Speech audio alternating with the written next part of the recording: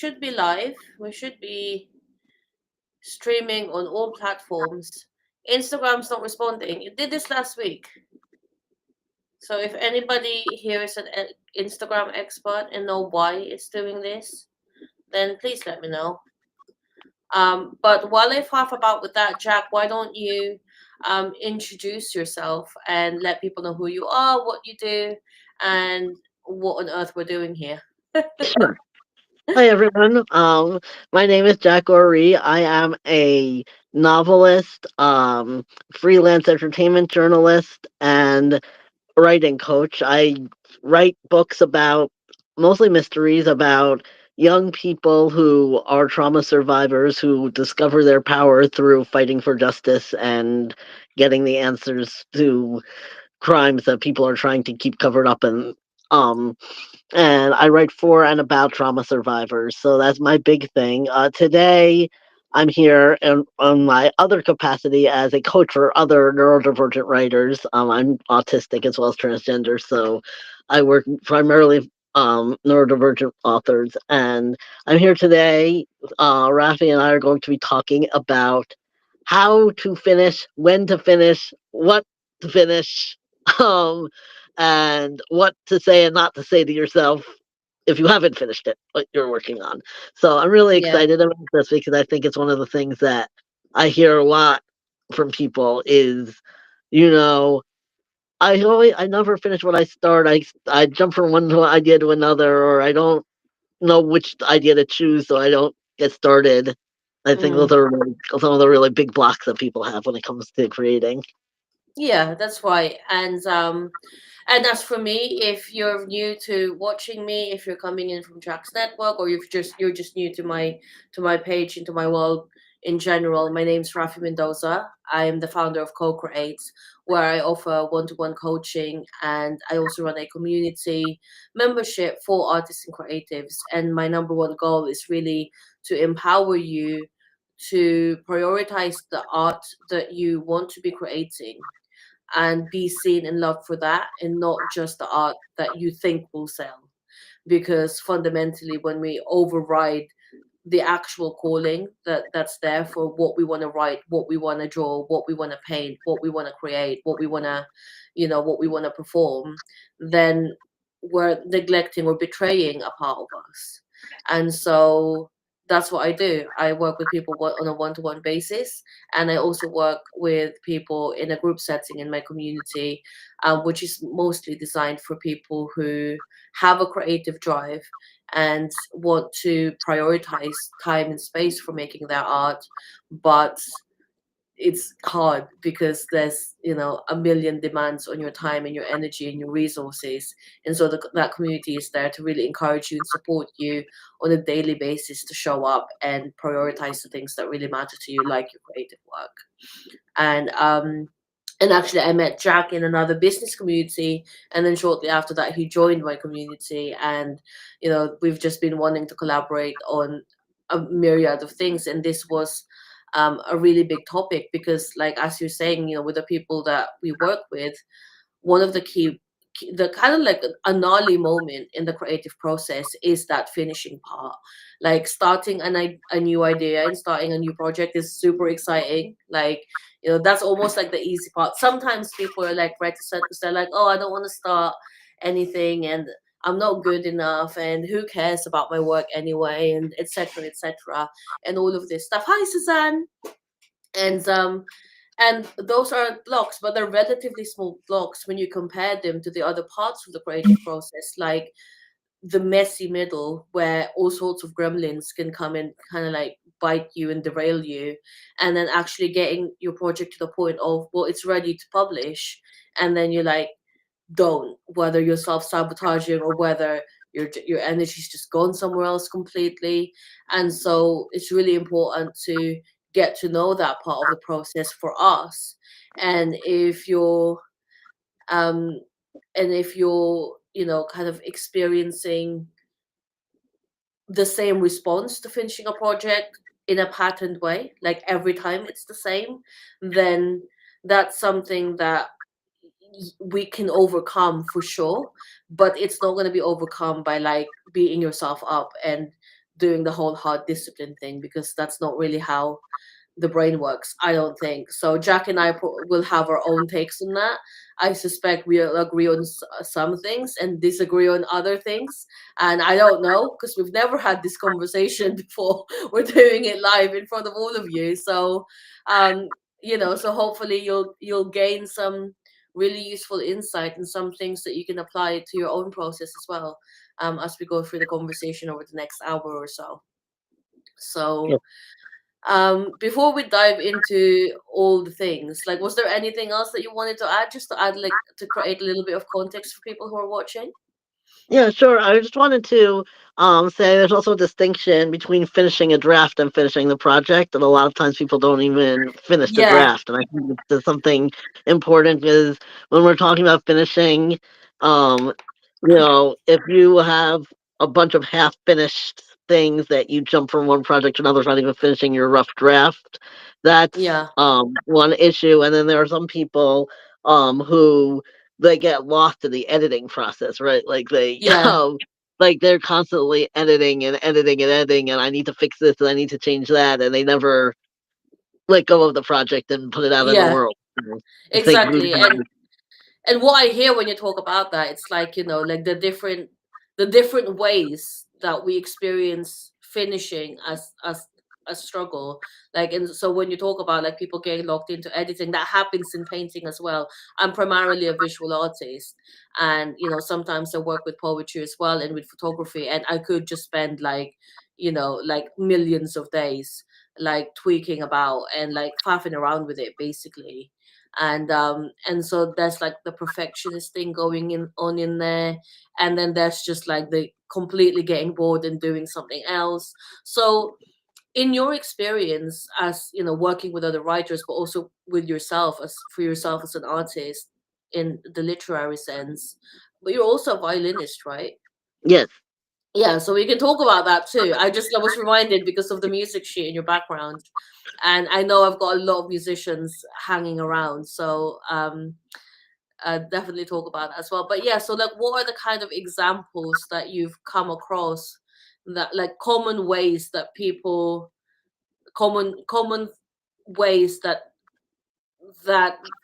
finishing is hard manifests with people in their creative projects? right, definitely. Like definitely what I said about editing is one of them. Like I know some other writers will ask me like how do I know when it's finished? When should I stop editing? And I'm like, are you changing two words in a sentence and then changing them back? And then you're probably done. Like Yeah, that's yeah, the kind of thing that a lot of times people get into is this like minutiae. Like, is this the exact right word to use?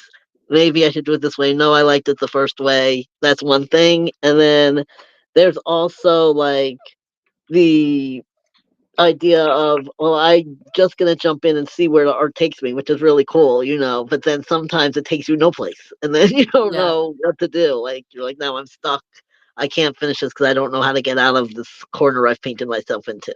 I think Mm, that's a really big one also. And then the third one, and this is one of the ones that I really love talking about, is the shiny object syndrome, right? Like when you're in the middle of writing or painting or playing music, and all of a sudden you get this idea, right? And you're like, oh, this sounds so much more exciting. I don't even want to do this anymore. I want to do this new thing. And so then you're like, yeah, you know what's gonna happen, right? You're gonna start that idea, and then halfway through, you're gonna be like, oh, I'm not interested in this anymore. I want to do something else. So that kind of jumping from one idea to another all the time is a really yeah. big one.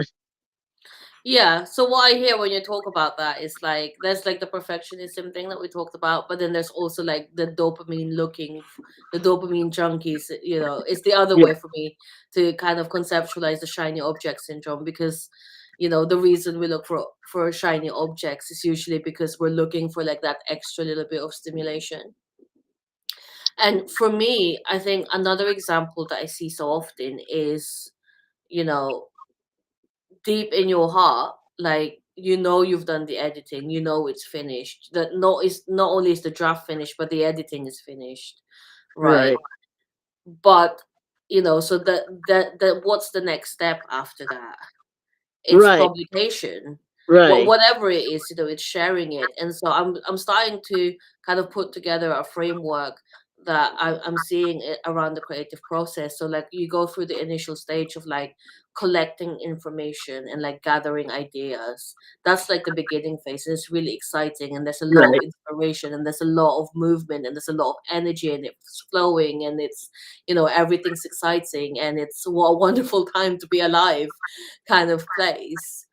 And then after that point, actually some of the struggle starts to come up, because after the collection phase, there comes the decision phase or the intention phase, where essentially you're having to cut off other possibilities. You're having to choose a focus.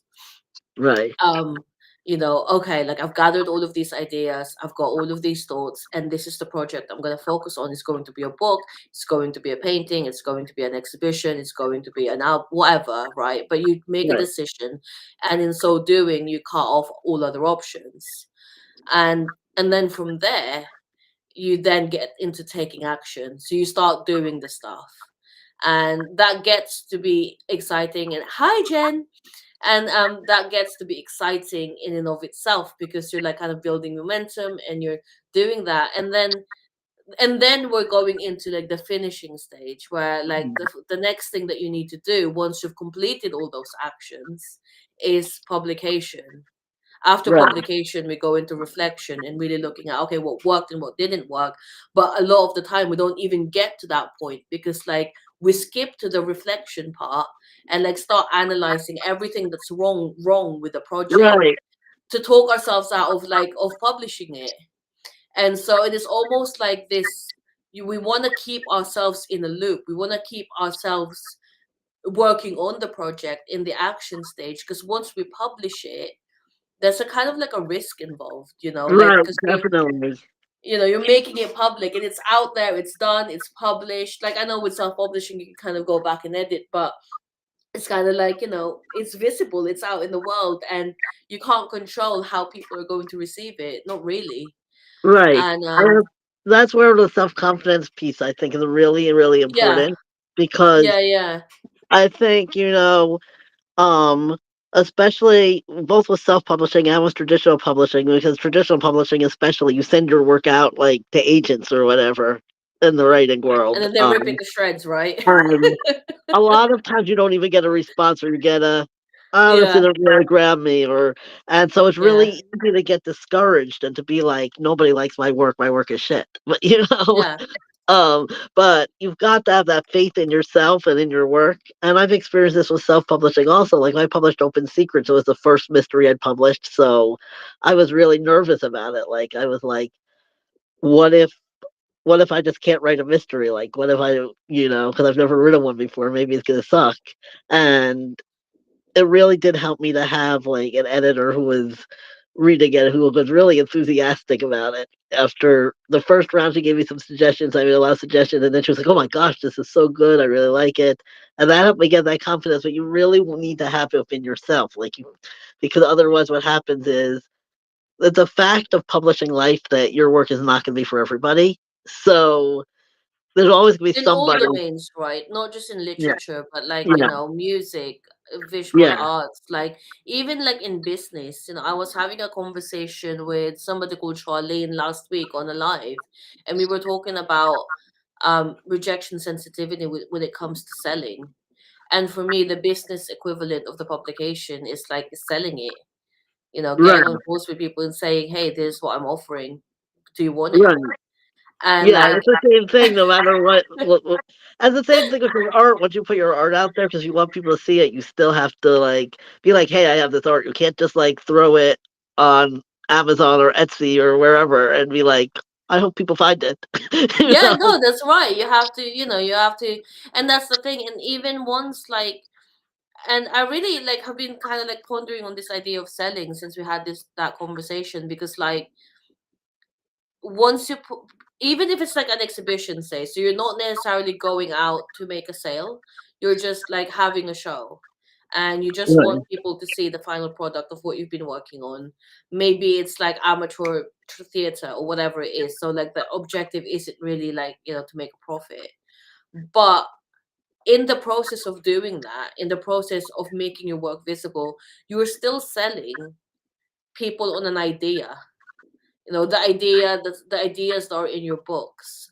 That's what you're selling people on. The Right. ideas and the experiences that you're expressing in your art. That's what you're selling people on. And so, as soon as that piece of work is in the public domain, what you risk rejection, right? Right. And so yeah, you're right. It's about that kind of like self-confidence piece, but it's also like, for me, one of the things that we were talking about is like, how do you like detach yourself enough from the work that you've created so that you can let it go Right. and let Right. it be its own thing. And I think that's important too. And I think, one of the things that I like to do is once something is done, and you send it to beta readers, or you send it to agents, or you put it on Amazon, or you have a show, or you set up make arrangements for a show or whatever, like moving on to the next, that's when it's a good idea to move on to the next idea, because Yeah. that keeps you busy, because then you're like in that creative mode, you're not thinking as much about this one. And sometimes some ideas really do take a long time to percolate, and I know what, like, that's why I'm not always a fan of finish everything you start, because sometimes you do need to put aside for a while. Like, I've had a Yeah. long journey with this book, Her Sacred Oath, that I'm going to be picking up again over after I finish my current project. It's the next one on my list. And I Mm, started it 2 or 3 years ago, and at that time it was called Heart Failure. And I mm, wrote 3 or 4 drafts. I thought it was complete. I tried to get it traditionally published. Agents said they liked the concept, but then they didn't have any interest when I actually sent them the pages. So I mm. was like, okay, I'm gonna eventually self-publish it since nobody wants it. But I had other projects to do, so I didn't work on it. And now I'm sitting down, and because I'm almost at the end of my previous project, I'm starting to do planning for the next project. So I'm sitting down and I'm starting to make plans for how do I want to change it, what do I want to write, and I'm seeing really serious differences in the story, like, that are going to make it stronger. But I wouldn't have been able to do that editing 2 years ago because It was too fresh. You were too it was too close. fresh. Yeah, I was too Yeah. close. I didn't have the same vision of the story. And it's only after letting it sit a while I'm like, oh, this particular detail isn't working. Let me change that. You know, Mm, and then other things flow from that. And even this morning, like as I was thinking about it, I had a particular event in mind that was going to be a major event halfway through the book, and that's been constant in every single draft. And this morning it occurred to me, what if I didn't do that? What if instead I did this? And like a lot of things found a place, and I was really excited about it. mm. So I think the other thing is sometimes we get too wedded to an idea, like, Yes. and Yeah. so and it's really hard, like for me as a fiction author, because I'm writing about fictional people who don't exist, right? So there's really this didn't really happen, so I can change it. But sometimes I had that mindset where I'm like, no, no, no, it happened this way. Like I put it on the paper, so Yeah. it's almost like that character's life happened that way, you know. And then it's hard to change. So I think all of those things is to say, like, when it comes to finishing or not finishing, it's not all or nothing like that. It's Yeah. not either you power through or you throw it away and never do anything with it. Yeah. Yeah. And I have this one of the strategies that I often use for my own work, but also when I'm coaching people, is the idea incubator. And practically what it is it's just like a note on your Apple Notes, or Samsung or whatever it is that you're using, OneNote or whatever. And I just have a folder that's organized by tags. I just, if I have an idea, I that I can feel myself like so like right now I'm focusing on creating many pieces of art for an exhibition that I have coming up in August. And I have a very clear vision about how I want it to be. It's like these tiny little A6 watercolors that's going to cover the gallery, floor to ceiling, wall to wall, So it's like, I think I worked out something like 1,800 paintings, which is crazy. And but that's my focus right now. But of course, all the while, like my brain is working. It's like making connections. It's doing its creativity thing, and other ideas are being generated. And and I have a tendency to just be like, oh, I have an idea. I have to act on it right now.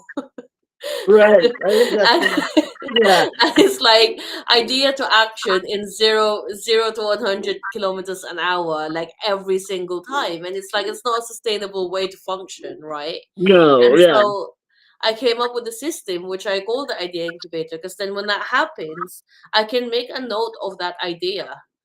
And and I know that it will be there when I come back. And Right. I make that note as detailed as possible. Sometimes it's like a voice note, so I'm really like explaining to myself what the idea was, and capturing the details, the atmosphere, and everything that I'm thinking about regarding it. And sometimes it might come with a few quick sketches if it's a visual idea. And um and then sometimes the idea builds on itself. So over time, while I'm focusing on these paintings, I'm also building an idea for the next project. And so I just keep adding that to the same note. So by the time that I reach that point, like what you're saying, it's like, you're at the completion of a project, you've published it. And instead of sitting there waiting to see if people hate it or not, like, or looking for the evidence that people hate it, as might be the case, like I can just get myself busy and starting on another project, which is actually already about 50% done, because I've been recording these ideas all along. Right. And so that's one of the strategies that I use for my dopamine junkie shiny object syndrome thing, that I definitely have. Like, it's never a shortage of ideas. Right, definitely. And I do something similar. I call it the not now list Uh-huh. when I'm working on something and I get an idea for something else, I'm like, okay, let me put this on this list because it's not for now, it's for later. Or you call it your later Yeah. list or whatever. Yeah, yeah. And I also sometimes use ChatGPT to help me. Like if I'm working on something and I come up with an idea, sometimes I'll go to ChatGPT because I have mine set up with different projects where it has like a folder for each project I'm gonna work on, and I'll make a folder. I'll be like, hey, I was thinking about this idea, and that's really helpful for me because then ChatGPT tends to be very cheerleader. You'll be like, "That's a great idea," and then it Yeah, like goes into yeah. detail what like with it, and Yeah, then yeah. so Very I sometimes, encouraging. yeah, I sometimes do that because then it's right there when I'm ready to do it, Yeah. and it gives me other ideas. Um, but yeah, and I think it's important, like um, just to respect those ideas. I read somewhere that your subconscious, like if you when you get an idea, if you're like, "Oh, that's a good idea. Let me write it down or let me take it seriously," it encourages your subconscious to keep giving you ideas. Whereas if Yes. you ignore your ideas, your subconscious brain is it's kind of like if anybody, it's kind of like a person. Like if you keep like posting something and nobody responds, then you become demotivated and you're like, "Why should I Yeah. bother doing this?" Yeah, And yeah. so it's the same kind of thing. Like if you get an idea and you're just like, "Oh, I'm busy," then your brain is Yeah. kind of like, Yeah, "I yeah, don't. Why yeah. should I give you any more ideas? You don't care." Yeah, well, it's all about energetic frequencies, right? And like, I subscribe to the concept of ideas, kind of like like us living entities. So like, we don't invent ideas, we capture them, and or they capture us more like, and they're kind of just like living in the air and like in the ether somewhere. And and they would choose anybody who's available for that idea to be born and to be made manifest. And and so in a way, they don't really care who makes them happen. They just care that they become real Right. in the process of being created by a human consciousness, by a human being.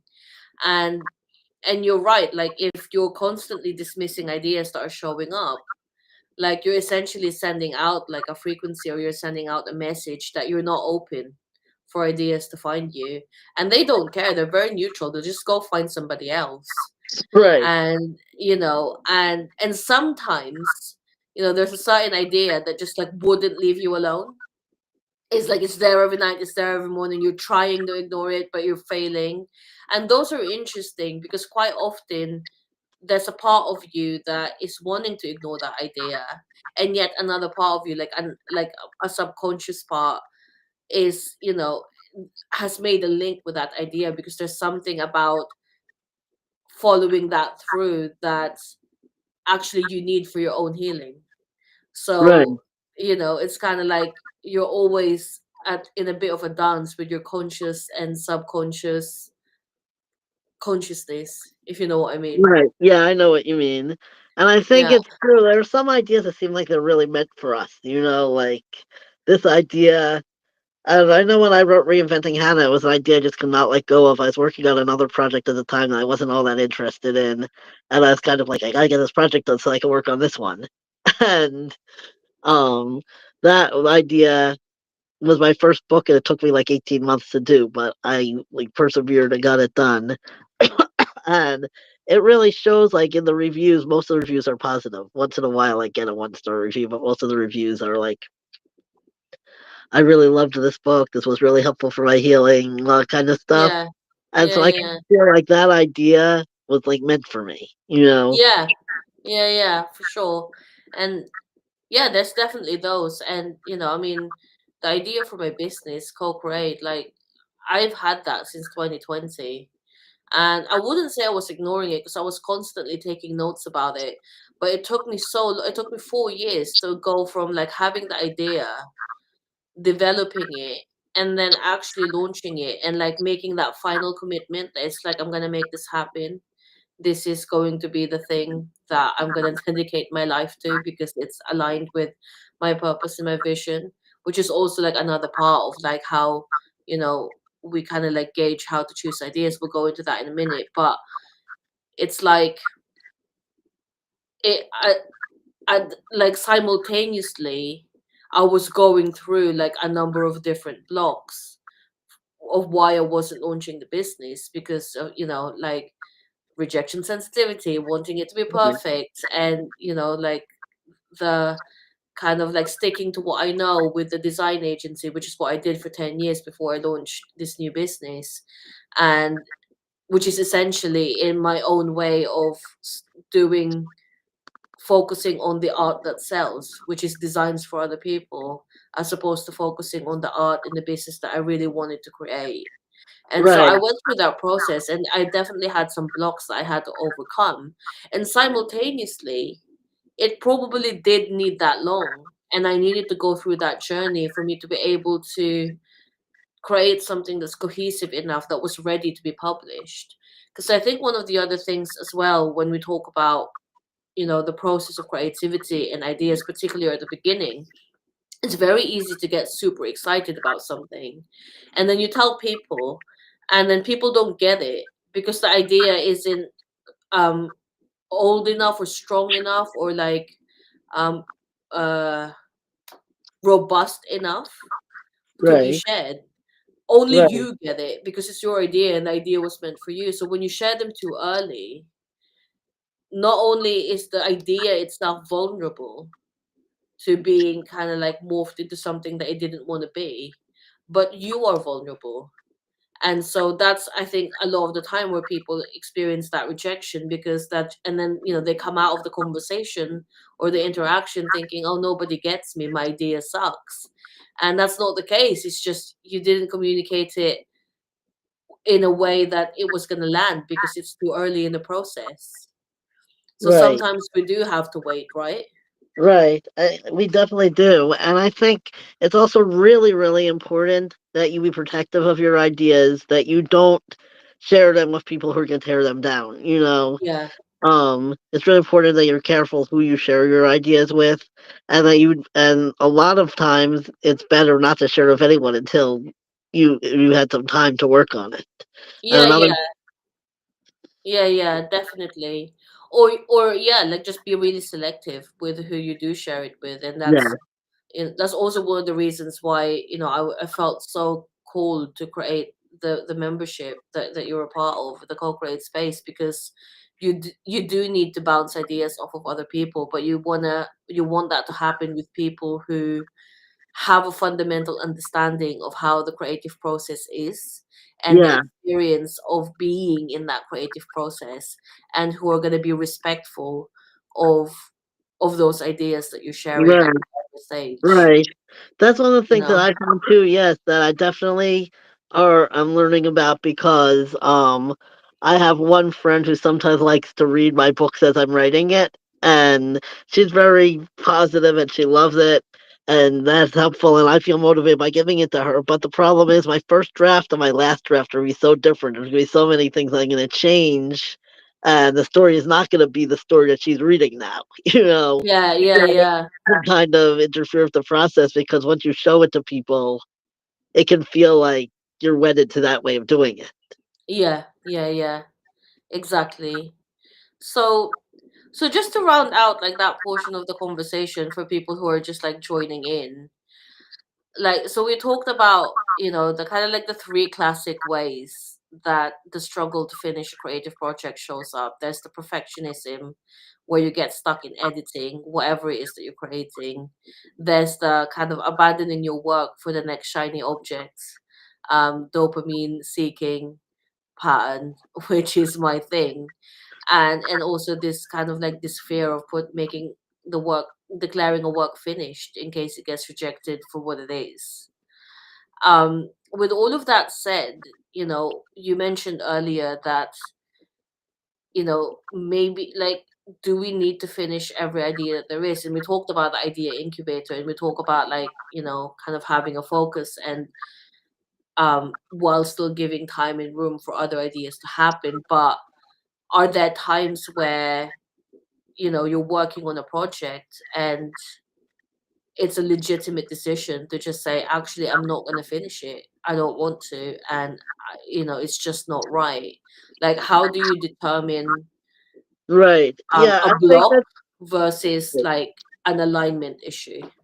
right. I think that's a really important and complicated kind of thing Yeah. because I think it's important. The first thing that I think is important is to remember, like we were talking about before, I prefer to keep things open ended and say, I'm not doing this yet. Yeah. And some not yets go on for a lifetime and you never do it, but you can always pick it up again. I don't like anything to be completely closed where you're like, I'm just not going to work on this. I'm just going to throw it away, or I'm just Mm. going to leave it completely unfinished. But like sometimes, um, you can have there's this sensation. I don't know if other writers experience this, but for me, sometimes I feel like this gears grinding to a halt sensation, Yeah. in the I writing get that. sometimes. I totally get that. As And a visual artist. Yeah.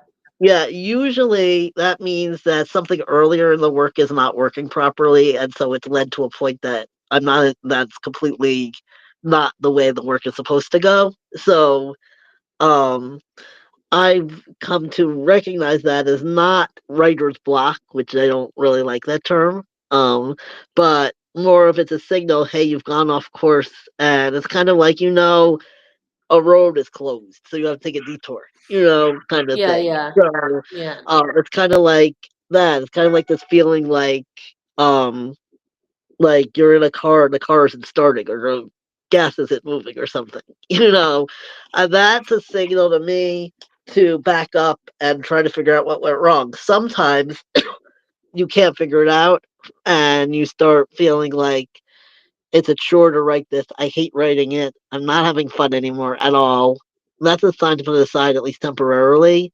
And so for me, I have this one project that I actually really want to do, but I've put it off now to December. I can do some other projects first because it seems like I'm having a really hard time fit. I write a couple of pages and I don't know where we're going, or I feel like I've gone off track and I keep backing up. And so I'm kind of like, okay, I don't think this is the right time to write this. Mm. If it's something that you're having all this trouble with all the time, it Mm. might be something that you need to put aside for a bit and let Mm. the idea grow so that you can Mm. see what you actually want to do with it because it's not working. And if you try to push yourself through like too hard and you're not enjoying the work, then your audience isn't going to enjoy the work. Yeah, Because you're it's putting your energy out there exactly. of I just want to get this over with. Yeah, definitely, and that energy definitely translates to the print finish project or the product. And you can tell that, like, sometimes I've read novels where it's like it starts off really well, and then like I get to the ending and I'm like, this ending was rushed. Like, Yeah, this ending doesn't make sense. It doesn't do justice yeah, to the characters that you've spent all this time right. Or just creating. comes out of Or nowhere. Like I yeah, read a book recently like that, where I was like, I yeah, was enjoying the book, and then all of a sudden it was over. I was like, wait a second. In yeah, the last 5 pages, the character made a major life decision, started doing it. In the end, I was like, what? yeah, exactly. And it's like, so you can definitely tell when someone's kind of like, just rushed a project to its end. And I think, and I that is, like you say, it's complicated because when I work with people, like sometimes you really have to be so ruthlessly honest with yourself when you're asking yourself, like, do I need to pause this project because it just needs to incubate, it needs to grow. There are some experiences that I need to have personally in order to complete this project, to complete this story, to complete this whatever, in a way that does it justice. And I'm making a conscious decision to park this and put it back in the incubator and focus on something else, versus, this is a thing that I do. I get to a certain point in any project and then I put it aside and I go into the next thing. And, I've been in the creative process for the last 10 years and I have 64 unfinished projects and not a single one that I can call published. Like, there is Right, a difference in those two spaces, and it's really, really important to kind of like get a certain honesty, because if that's true, like, that it's a pattern, then actually the best thing that you can do is really work with somebody closely to really look at, well, what's that really about? Like, right, what is it that's stopping you from getting things to the finish line? What internal block is there? Is it the right, perfection? Is it the imposter syndrome? Is it the perfectionism? Is it the, whatever it is? Or is it just like pure emotional attachment to characters that you've written and you've fallen in love with? I have no idea how J.K. Rowling was okay with killing Snape, but it was so essential to the story, right, for right. instance. And sometimes that's another good point too, because sometimes resistance comes from the fact that you're gonna write something emotional. Like, Yeah, exactly. Like this part of the book or the story or the piece of art or the music touches on an emotional wound that actually, if I'm to do this project justice, I have to heal that in myself. And am I willing to do that? right. And And and sometimes too, like I've had times where I've written a really emotional scene and then I'm wiped out afterwards. Like I need a nap afterwards because I'm so yeah, connected yeah, to it that like I made myself cry, yeah, or yeah, yeah. And sometimes, like, that's just like, no, you don't need to shelve the project. You need to go through and experience yourself as the artist to provide an experience for your readers or for your viewers or for right, your listeners. And that takes a certain kind of bravery. It right, takes it a certain definitely kind of does. like, and I think that's really where, like, working with someone closely, like a coach, like you or me, or being part of a community, is like, because somebody has to hold that mirror up for you. Right, somebody definitely does. And you can only do so much on your own, Yeah, because you're too close. You're always too close to it. Like your yeah, brain is always either gonna be like, "This is great" or "This is shit." No in yeah, between. yeah, So, it does take that distance. But I think what we've been talking about are differences in energy. Like you can feel it differently in different parts of your yeah, body depending on what it is. Like yeah, that feeling of like I'm spinning my wheels, I'm trying to move forward with this project, but I'm like stuck in mud kind of thing, yeah, grinding my gears kind of thing.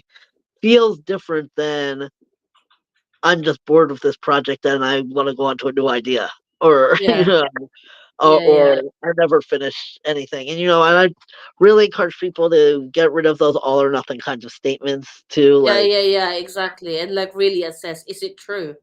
Do I really never complete any projects? Like, how true is that? And and if it were, like, what's really the reason underneath? And if it's not true, what's really going on with it at this moment in time. And I think that is something that's really hard to see on your own. And a good coach will ask you questions that direct you to like what's really happening under the surface. Right, exactly. Yeah. I think you definitely do want to have someone helping you look at that. It's just as important as like a lot of people like to have someone looking at the project and giving them feedback, right? So you need Yeah. that feedback on you as an artist as well, you know? Yeah. Yeah. Yeah. Yeah. I mean, like, as a coach, I don't actually like looking directly at people's projects. Because I mean, sometimes I do, like, if it's relevant, but there comes a point where it's like, because I'm a visual artist, but I coach people who are musicians, I coach people who are writers, and I coach people who are who have skills that are way beyond my comprehension. I like, there's somebody that I'm working with who's working with ceramics, which is something that I'm not allowed to touch because I break everything.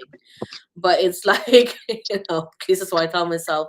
But it's like, so I have actually very little to say about the quality of their work, whether Right, they're doing it right, stylistic feedback, like, because that's their area of expertise. It's their project, it's their idea, it's their domain. But what I'm really there for is to look at, like, the process as a whole, and where you're at, where is your relationship with the projects, and right. and like, why are you asking me to tell you what your characters should do? You're the freaking author. But I want to ask you, like, why are you hesitating on this? Let's look at the underneath mechanics of it so that you can get to the answer for yourself with my guidance, as opposed to just me giving you the answer, because frankly I don't have any. Do you know what I mean? Yeah, I know what you mean. And there are different things for different functions. Like in the writing world, a lot of people use some people use what's called an alpha reader, which is someone who reads your book as you're writing it, which, like I said, doesn't really work for me because I get to change it Yeah. so much that it's not going to be recognizable. And then there are beta readers, which are you finished it and you want to see how it lands with readers. Yeah.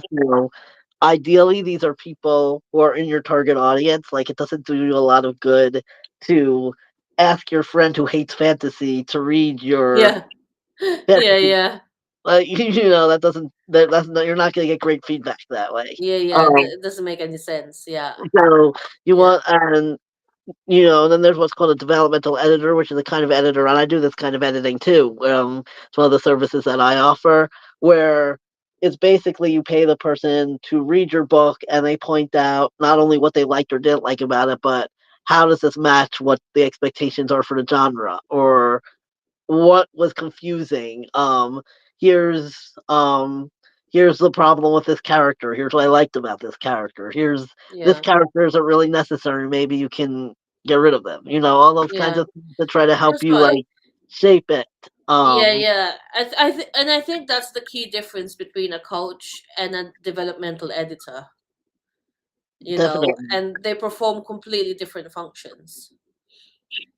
And you need both Yeah. as a writer, I think. And as a visual artist, yeah, you do need people to like critique your work and give you kind of like like technical feedback on like your shadow work or whatever it is, who understand that genre of art. There's no point talking to a figure artist about shadows when you're working in abstract, when those same the principles don't apply. And yet the people who are able to maybe like teach you those artistic skills aren't necessarily the people who are going to help you work out like what emotional um resistances that you have. Right, right. Because Because they are there's two separate things, and I yeah, think there's the process of writing, right, which is yeah, like, okay, are you sitting down to write? How often are you doing it? What's keeping you stuck? yeah, Kind of yeah, thing. And then there's the product of the art, yeah, like, yeah, exactly, exactly, yeah. and I think those are two separate things that's really important to point out. And I was going to say something else, but it went out of my head. So, It's okay, it'll come back later. Um so yeah, like, and I think, so there's that part of it. It's like really identifying, okay, like, am I blocked, or does this need more incubator time? Right. And that's Right. a question that doesn't have a direct answer and requires your honesty and, somebody else reflecting yourself back to you to really get to the heart of that. And then there's just like, there are just ideas that are like, you're not necessarily blocked about them, but you're just like, is this a good use of my time right now? Do you know Right. what I mean? Right. Yeah, there are some ideas that just aren't working and they just don't really call to you. And I think Mm, it's kind of important to be aware of the different reasons that you might not finish something. Like sometimes you might not finish something because it's too hard. And by what I mean by too hard is not that it's too hard. It's too hard in the sense that you're feeling overwhelmed or you feel like what I'm doing isn't working and I can't figure it out, or I don't know where this mm, is going and I don't know how, or something, or you have that grinding the gear feeling where you're like, something went wrong in this piece somewhere, and I can't figure out what it is. mm, And those kinds of things sometimes are good reasons to put it aside, at least for now. Another mm. thing is that is also where developmental editor can help because you don't have to just. Sometimes we think we have to write the whole book and then send it to someone and ask them to critique it. You can hire somebody, or if you're in a writers group or something, or like in your membership or something, you can work things out that way, like Yeah, have yeah, yeah. um, but you can also, like, if you have a developmental editor or somebody like that who's helping you with shaping the actual work into a finished Yeah. product, that's the good person to be like, I feel like this isn't going anywhere. I don't know how to fix it. Yeah, yeah, exactly. And I think the other piece that I think, you know, is very much in the coach, in the process domain. So where you'd work with a coach versus in the product domain is like, I think sometimes you get stuck on a project because, if we think of that cycle that I talked about earlier, the collection phase where you're just like gathering ideas and doing your research. That's really fun. What are my characters going to do? What are their background? Whatever it is. And for me as an artist, it's like looking at galleries, looking on Pinterest, experimenting with different materials and colors. And it's like it's high energy, but it's fun because you're Right, getting a lot of energy back as you're exploring these things. And then you go through from the collection phase to the decision phase to the action phase, and that in those stages 2 and 3, it's kind of like a steady energy. But as right, soon as you get to publication, suddenly it requires like a big burst of energy. It requires a certain kind of focus to, right, finish the exploration, finish the draft, go through and edit whatever it is that you're editing. And like there's a certain intensity to finishing. And sometimes we just don't have the physical stamina to do that, and that's actually more like what's blocking us. So a lot of the time I have conversations with my clients about, like, like, how are you looking after yourself? right, Because earlier you talked about like going through like a really working an emotional scene and then having to take a nap. Is like, it's amazing how much self-awareness it takes to actually make that decision to go and take a nap, because a lot of people will just like work through that, especially if you're trying to do your project, on the side of having a full-time job and the other commitments of life, right? right, um and then our kind of like physical health and well-being, our emotional mental health and well-being becomes an afterthought, when actually it's a fundamental foundation that you need to be able to kind of inject that level of energy and momentum into the project to take it to completion. right. Exactly. And, time is another one of those things that can be an Yeah, issue. And one of the yeah, things that I teach my clients is to stop thinking in terms of how many days per week you write and start thinking yeah, of blocks of time. And that manifests in a couple of different ways. One is that sometimes if you're very busy and then you skip a day writing, you might be like, oh shit, I didn't write today. I failed to write. I'm never going to get this finished. And then it all goes yeah, out the window. yeah, Um, yeah, so for that reason, what I tell clients a lot is instead of that, choose 2 or 3 blocks of time during the week and you put on your calendar. Like, say you have on your calendar to write for an hour on Thursday, then if you don't write on Tuesday or Wednesday, it's okay because you know it's Yeah, coming and you don't have to feel like, oh, I failed because I didn't write today. yeah, And then yeah, another yeah, thing that I find helpful is to kind of steal little blocks of time. I remember years ago when I was working at a retail job and I was on my feet all day, so I didn't really have a lot of energy. But we would get 2 15-minute breaks and 1 half hour for lunch. And so I always yeah, had a notebook with me. And during those times, I would go to the break room and I would write. yeah, And I mean, obviously, I would eat also. yeah, yeah, yeah, yeah, yeah, But yeah, those instead of thinking in terms of I don't have 3 hours to write a day, so I can't get anything done. yeah, Sometimes those 5 minutes, 10 minutes, 15 minutes, yeah, maybe you know you're sitting and also doing writing things or art things that are not the actual project but are related to it can also be helpful. Like, okay, so today I don't have time to write, but while I'm doing the dishes or I'm putting the laundry in, I'm going to imagine how my character would feel, well, if she was doing that. Or yeah. So a lot of the time, like particularly with like poetry, I don't do this so much for visual arts, but like less so now, but I used to always drive to London on a weekly basis, and where I am, it's about in the middle of the night. It's a 2.5 hour drive when there's no traffic, but during rush hour, it can be like a 4 hour drive, and so right, that's just dead time. And quite often, I would listen to audiobooks, and I would be doing like my research for like maybe a visual project or a story project right. or whatever it happens to be. But particularly when it comes to writing poetry or developing some of my offers for my business, I literally just leave the mic on to record an audio, and I just talk to myself the whole time. Oh, that's cool. And like there's like 4 hours worth of like and some you really have to troll through the shit as well sometimes, especially if it's the middle of the night and I'm like just talking to keep myself awake. And that's where like things like chat gpt really comes in, because you can feed it that and be like, can you summarize the key ideas in this 4 hour long you know like Right, rambling. And right.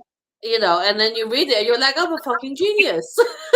Like I came up with all of that like in that time. And so there are those ways, and at the same time, it's like if you really have to make it work to work in the margins of your life, like what you're saying. And for most people, it's more than achievable to block out like 1 2 hour time in the calendar per week or per 2 weeks or whatever it is.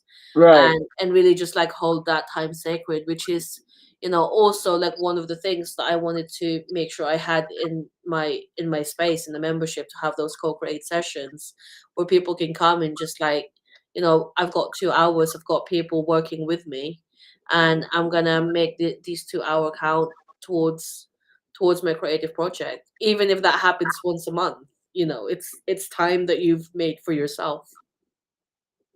right, exactly.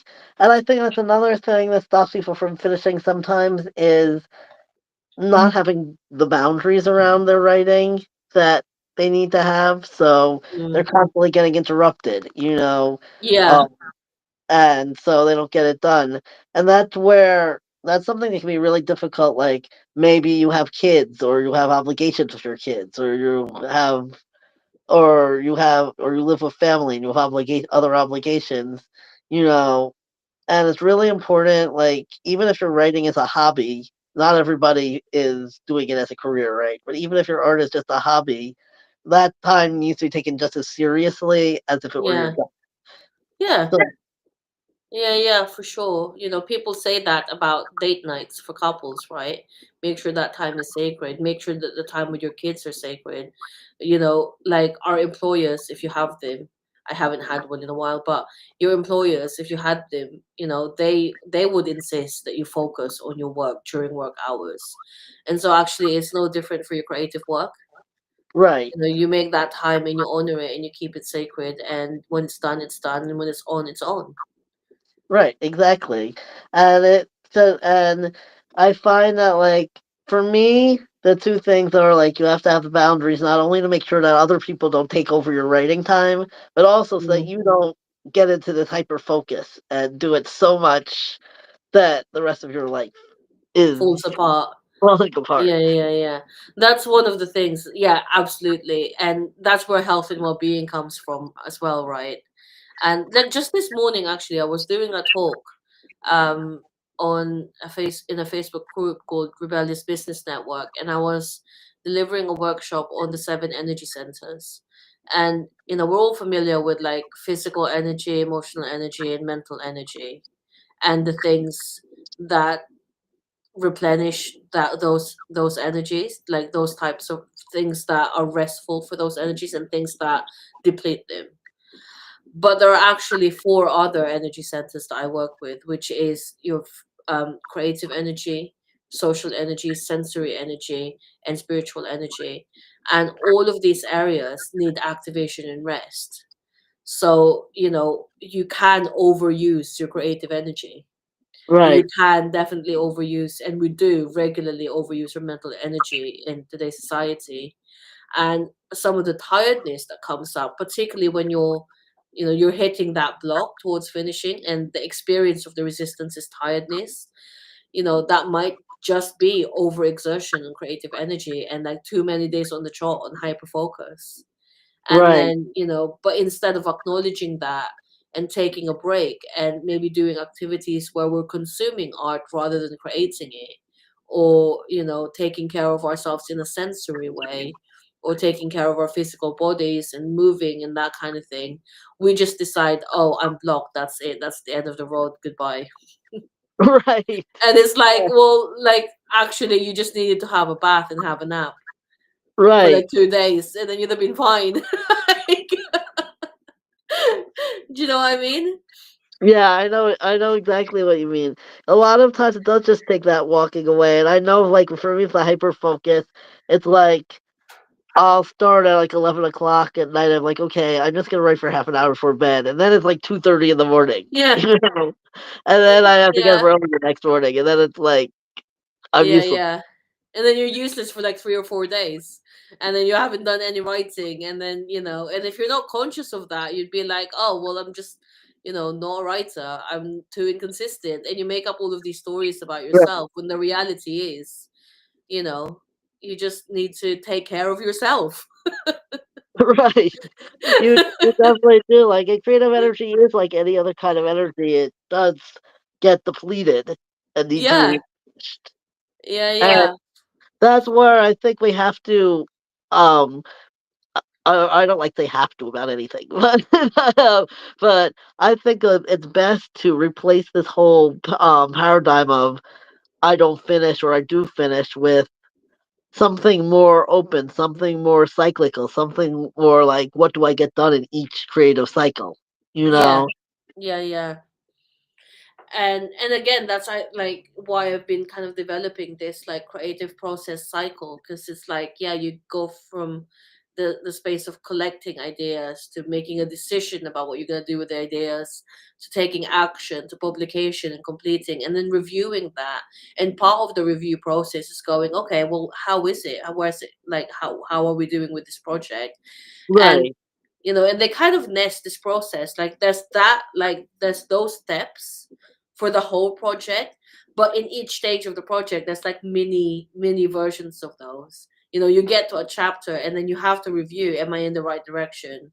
Like, how's this character really developing, how's it working, how's this painting going, what do I need to do? So you create a little review, and then you start again with the idea generation and looking out and zooming out and looking for inspiration around you and looking at your own experiences.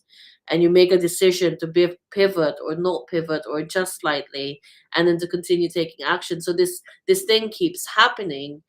And and I think part of what why that particular process, or bringing words to that process, is exciting, is because you can take like a really neutral approach to the work that you're doing, rather than making it all about you and how, I don't know, crap you are, or not good enough you are, or not whatever you are. It's like you're just in a process, and this is right, the stage that you're at.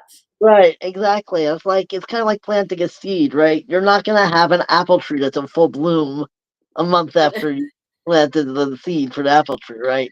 So Yeah, some ideas are like that. Some ideas are not going to bear fruit immediately. And Yeah. why, instead of being like, oh, I didn't finish this, maybe you just need to water that idea some more. Maybe it needs some more Yeah. sunlight. Yeah. Maybe Yeah. you just need to be patient and wait for it to grow while you do Yeah. something. Yeah. Yeah. So yeah, it's really about like loosening the grip of like that fixedness of like this is like it's like yeah, it's like it's almost like we identify with a certain experience of the project not being finished in the way that we expect it to be, and then that becomes an identity, and that actually then becomes a self-fulfilling prophecy for the next project and the next project and the next project, and then you've like just made yourself into the person who doesn't finish anything when actually, if you can let that go, like that's not, no one, that's not your name that you got given at birth. Right. And you can just not be that person and really like kind of like look and hold this a little bit more compassion for yourself. I think is part of that whole thing. Yeah, definitely. I think definitely that's why I think not looking, that's why I think like at saying I haven't finished it yet is so Yeah, powerful yeah, because yeah, I didn't finish this is like a permanent state. Like, oh, yeah, I'm never going back to it. You yeah, know, yeah, I didn't yeah, finish it yet means that maybe 6 months or a year or 2 years from now, I'll be more ready to look at that idea again. yeah, yeah, yeah, for sure. And at the risk of sounding contradictory, I think there's also a lot of value in putting things in a time frame, because like yet can go on forever, and like somebody, like I made a post about it, but somebody was just like, "Oh well, I don't really have a deadline." It was about a book. They were like, "I don't really have a deadline, so I can just write whenever I want." And I'm like, "But you've been working on this book for about 5 years, and you're gonna die at some point. Right. Like There's you're not." I was like, like, yeah, like somebody's you. got to put on the calendar. And so it's like okay, like it's true. Like there is so much value in like unfixing things and saying this isn't happening yet, but there's also a balance to be struck with bringing a level of intentionality so that things don't drift unnecessarily. And I think the trick is figuring out what's necessary Right. for any given project. And again, that's where dialogue with people is really important Right. because Right. You you know definitely need a coach for all of this because it is very tell the difference between I haven't finished yet because this is just a little baby sapling that hasn't grown into enough of a tree to bear fruit, or I haven't finished yet because I didn't want to finish, so I just put it aside for no reason. Yeah, yeah, exactly. Or like, or you're scared or you're whatever, all of the things that we've been talking about. Right. So I think there's definitely a balance of those things. Cause yeah, like as my response to her, I was just like, bitch, you're gonna die at some point. Like, yeah, you have got a deadline. Like, you're gonna expire just like all of us. Right. So I'm not accepting that. Which, And and again, right. And for me, like right now, I've created a plan where I want to put a book out once every 3 months. So I've set those wow, deadlines. that's a crazy goal. Um, That's prolific. and so for me, I think it's really important, like to have those deadlines because otherwise, I could take 3 years writing a book. And That's true, but like a book every 3 months, that's a lot. so I pretty much like I can write a first draft in a month, and then the second month is for Yeah, revising, third month is for final edits. So we'll see how that goes. But I have a plan for 4 books for 2025. So we'll see what that's happens. amazing. Yeah, yeah, yeah. I'd love to see that happen, but there's also those situations where it's like, if you have a goal that's that ambitious, like you have the leeway to like, um, what am I saying? Like there's something about ambitious goal where they're so ambitious that just reaching for them, even if you don't meet them, ensures that you cover quite a lot of ground Right, anyway. right, And like it's a bit like my 2000 paintings that I have to do for this exhibition. It's like I haven't done 2000 paintings yet. It's not until August. But with what I already have now, I already have an exhibition. Even if Right, I fail dramatically between now and August, I already have something to work with. right, And right. I think that that's a really important point, 'cause I think, well, sometimes people don't set deadlines because they feel too much pressure. Like, they're yeah, like, "What if I put that out there? I'm like, I'm going to have this book by March 1st, and then I don't have it by March 1st." yeah, but you have 80% of a book by March 1st, probably, and then you adjust the deadline, right? Right, right. Yeah, and that's the thing. Without a deadline, nothing happens. And a deadline is adjustable. Exactly. I mean, if you think about Yeah, it, if you were traditionally published, right? If you the traditional publishers, the publisher sits down and they have a calendar and they're like, okay, we're gonna put this book out this week. We're gonna put this book out this week. We're gonna put this book out. Like, they have on their calendar what books they're gonna put when. And obviously, you're not a big publisher that has 50 authors that you can fill every weekend with, I'm gonna publish something. Maybe you can, but I don't think so. Some people could, maybe. no, yeah, yeah, but But the point is, you wanna have some kind of calendar for yourself that's like that. yes, yeah, yeah, exactly. So it's a balance between structure, but a flexible one. Right, Not and really, yeah, and being honest about where you're flexing and why. right, exactly. And I think the other thing is, to break those big goals down into little goals. Yeah, Like, I plan a chapter at a time. Like, I'll plan what's gonna happen in this chapter, I'll sit down and write it, and then I'll sit down and plan chapter 2, because my brain just does not tolerate sitting down and planning and planning and planning and planning and planning and have the whole thing before I start writing. But yeah, I don't have no plan, because I have no plan, then I can go around in circles. yeah, exactly. Yeah, yeah, yeah, for sure. Yeah. Oh wow, we covered a lot there. I was thinking of a way to summarize, but I'm actually like, no, you guys just like listen to the whole thing. Um, because I was like, how can I summarize this? But it's like we just covered so much, and I think what's really there as a kind of like as a wrapping up point is the reason that you might be struggling to finish a project is never an identity issue. Like it's never because there's something wrong with you. Right, But it could be like a thousand different things as well.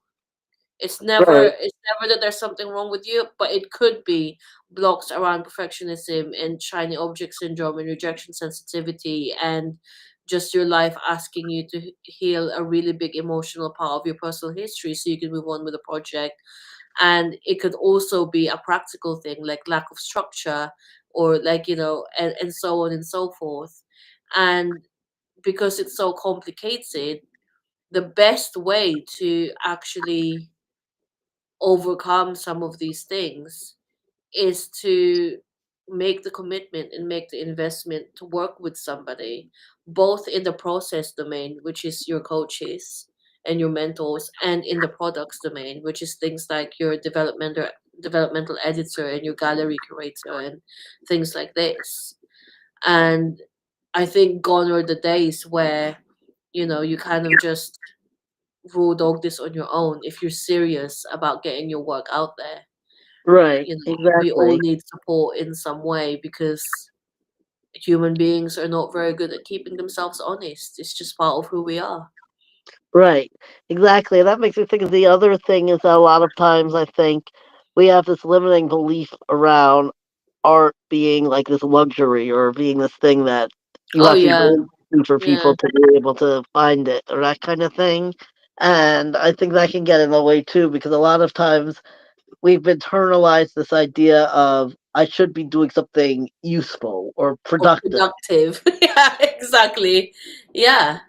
And like that's something I speak about all of the time. It's not prioritizing your art is not an option. If you're called to it, you're called to it. These ideas won't leave you alone.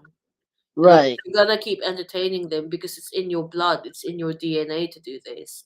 And every day that you ignore the very fact that you're born to be an artist in some way is a day that you're betraying yourself at a really fundamental level. And I'm not saying quit your job and drop everything and be an artist. I'm saying make time for it, like serious time, the kind of time that it deserves. And that doesn't mean you have to make it a profession. It just means you have to take it seriously. And the other thing that I've kind of like come to realize as I've been, working with so many artists and people in my membership and working on my own things, it's like I seriously believe that artists are the leaders of the evolution of human consciousness. And I wrote a post the other day about Da Vinci as an artist. I know he was a polymath, like a scientist and an engineer, etc. But that was a time when we were sensible enough not to divorce the arts from the sciences. Right. And and he changed the paradigm of civilization. And I think we are in a time of human evolution where more and more people are awakening to their creative selves. More and more people are awakening to their spirituality. There's now such a thing called the spiritual space as an industry, which is, for better or worse, it indicates that people are starving for that spiritual connection. Right. To bring together once again the sciences, the arts, and spirituality in such is the next part of, or the next iteration of human being. So as art, if you identify as an artist, hobbyist or professional, I don't care. If you're in the business of creating things for yourself, whether that's music, writing, art, poetry, photography, whatever it happens to be, then you are a leader in the evolution of human consciousness. And if you can get that and like come from that space in your perception of what you're doing, then you'd be crazy to think that focusing on your hobby as an artist is a luxury, because it's not. It's actually what you're here to do. Right, exactly. And I wrote about this the other day. I think you saw on my Facebook where I was talking about, in these very difficult political times, a lot of times people are saying, why are you talking about your book instead of about what's going on politically? And Yeah. I was just like, no, because art is important in these kinds of times. Art is a way of talking about it. And you don't Yeah. have to, you know, and I think that the harder things are around you, the more important art becomes, because art is the way that we help each other not be alone. And we say, I have something to say, and you can kind of disguise messages sometimes if it's something that you're in a position where there's a government or something or that's censoring. I Sometimes, mean, you might call me crazy, but I think the entire Star Trek franchise was actually a commentary on politics, religion, oh, it sociology, definitely was. Like, anthropology. The yeah, fact that it was happening in space was completely incidental. right, They put it in exactly. space so that they could publish it. Otherwise, All, it would never all have aired. Yeah, that's what science fiction basically does. The Twilight Zone also, like, if you ever Yeah. Twilight Zone, Rod Serling was on record saying, I couldn't put these messages into regular stories, but if I put it into the future or into space or into some monster, it's Then it's accepted. allowed. And it reaches people differently. It connects with them at a very human, energetic level. It connects to the depth of our humanity. And then at that point, once a message is delivered through art, it goes directly to our spirit. It goes directly to our core, and it kind of bypasses your political stance. It bypasses, your belief systems, which is not the same as your values. It bypasses your enculturation, and we just get to connect with each other at a fundamentally human level. And how the fuck is that a luxury? Right, It's exactly. essential. So important. It's so essential. And I think we really need to get out of this mindset of it being something extra that we should do on the side as with Yeah, time, Like yeah. obviously don't be like, okay, I'm just gonna quit my job tomorrow and I don't know how we're gonna eat, but I mean, it depends who you are. I've done that, but I'm not saying it's advisable. I've done that too, but I would not. So it's like, like it wreaks havoc on your nervous system. So if you don't have to do that, then don't. But yeah, take your work seriously. Take your creative work seriously. You are an artist. You're a leader in the evolution of human beings. So act like it. Exactly. Yeah. And Yeah. don't let, and what I think everything we're saying, I think comes down to like, don't let other people's voices be Yeah. guiding you too much because the world will tell you, don't write, don't paint, Yeah. don't sing, Yeah. don't do those things, go do something real, you Yeah. know, and Yeah. if you listen to those voices, you'll never create anything. And that's Yeah. the same thing as when you're like, I don't know if I want to publish this because what if somebody puts a 1-star review on it? Yeah. Yeah. And Yeah. I think the way to deal with these kinds of critiques or negative reviews is to realize that you can take something from it. If you read it and you see something that you agree with, like the person says, well, I really felt like this character didn't make sense to me. Like I couldn't connect with the character. And maybe there's some sense in that. Like if you felt like in the back of your mind, maybe that's a problem and you can take that for next time. But most of the time, if somebody doesn't like your art, it's because it's not for them. You Yeah. know, Exactly. And there are people who it is for, and they will connect with that character at a deep level, and it could change their lives. Books have changed my lives. Music has changed my life. Going to see an art exhibition has changed my life in so many ways. And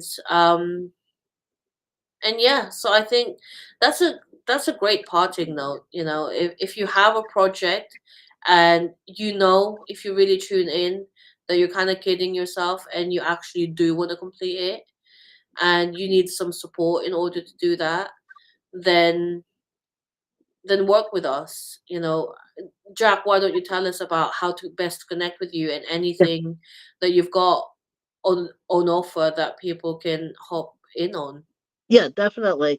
So I'm always hanging around Facebook. Those of you who are watching this on my Facebook Live know that because you're already there. But my Facebook is username is LGBT author Jack Ori, my full name, and you can connect with me there. I'm author Jack Ori on Twitter and Threads. I don't go there very much. On Instagram. I don't go those places very much, but I do answer messages if I get them. So you can connect with me there. If you go to my website, authorjackory.com, there's a contact form under About. Like when you go to About, there's like a sub thing that says contact. You can click on that, so you can also message me that way. Um, so what I have right now, I'm doing a limited amount of coaching in addition to my own projects. So I have 4 slots open for this month coming up. You can go to my area about coaching to contact me or sign up or whatever. Right now, I'm doing 45-minute one-on-one to go over your writing and to go over your plan for your writing and to talk about blocks and all that kind of stuff. For I'm doing 45 minutes for 3.99. And like I said, there's 4 spaces left. So for this month. So definitely hit me up if you're somebody who's stuck, if you're somebody who would like to get unstuck. And I want to make this very clear because in this times not everybody can be assumed to be. I'm transgender and I am LGBT accepting, LGBT open. I work with LGBTQ authors. I work with neurodivergent authors. I work with other marginalized authors. Um, and I think that's really important that everyone knows that whoever you are, whatever your story is, whatever space you occupy, you're welcome. Yeah, that's really important. And yeah, and as for me, likewise, I'm primarily on Facebook. You'll find me on Rafi Mendoza, and I'm also on Instagram as Rafi Mendoza official. Those are the best ways to get in touch with me. I do have a website. It's code-create.space, and if you're somebody who's listened to this and you're thinking, yeah, I definitely have a project that I want to complete, I have a calling to complete it, and I know it's been a long time coming, and I'm ready to stop asking around and get the help and the support that I need. I do have a 12-week coach one-to-one coaching program. It's called Project Alchemy, and it's you get one 90-minute session every 2 weeks, and you get daily access to me via Telegram as well. And that is a very clear structure where our intention will be to take your project from wherever it is right now to either the finish line or its next big milestone. And what that looks like for you will be bespoke. We'll create that together, and those are 12 weeks that you're going to get essentially somebody, me, in your pocket to make sure that you are able to work through and integrate anything that's in your way, whether that's, an emotional block because something from your personal history is showing up and it's stopping you from moving forward. Maybe it's perfectionism. You're kind of, dopamine junkie thing going on, which I have going on as well. Or maybe there's like a fear and anxiety around being rejected when you finally go to publication. That's I have two spaces for those available to start in the next couple of weeks, and that's priced at £1,369. If that's a stretch for you, but you still want to work together and you want to be part of a community of people who will give you a different level of accountability and encouragement. So it won't be one to one, but it's a community, and I'll be there offering guidance and coaching as well. Then you can ask me about my membership, which is currently priced at 37 a month. So yeah, those are ways to work with us. I work with people who are visual artists, photographers, dancers, choreographers, film producers, filmmakers, cinematographers, um, musicians, writers, poets, etc. So whatever your project is, however bizarre or however niche, bring it to me and let's see if it's a right fit. And if you're cool to me, you're cool to Jack, just hit us up, and we'll be happy to hear from you. And like Jack said, I will work with anyone as long as you're not a dick. So, like, Yeah, when I said everyone's welcome, obviously I meant not that it's not people who hate all those things that I just said. yeah. So, yeah, that's. Oh, I yeah, and I think, just want to add that I work a lot with first-time authors. So if you're somebody who has wanted to write a book and or one of the people who were watching this thinking, "Oh wow, I would love to write a book. Someday I'll write a book. I don't know if I can," and you've never done it before. I love working with people like that. yeah, amazing. Okay. So we're a little bit over our time, which is fine. I had a great time chatting to you, Yeah, Jack, and I hope yeah, this has been a yeah. useful conversation to those who came. I just want to say some thank yous to the people who followed us. Thank you, Suzanne, for being here. Thank you, Jen. Thank you, Alison. And over on my Instagram, we also have Angela and Madison. So it's great to hang out with you guys and be in touch. Yes, yes. Thank you so much.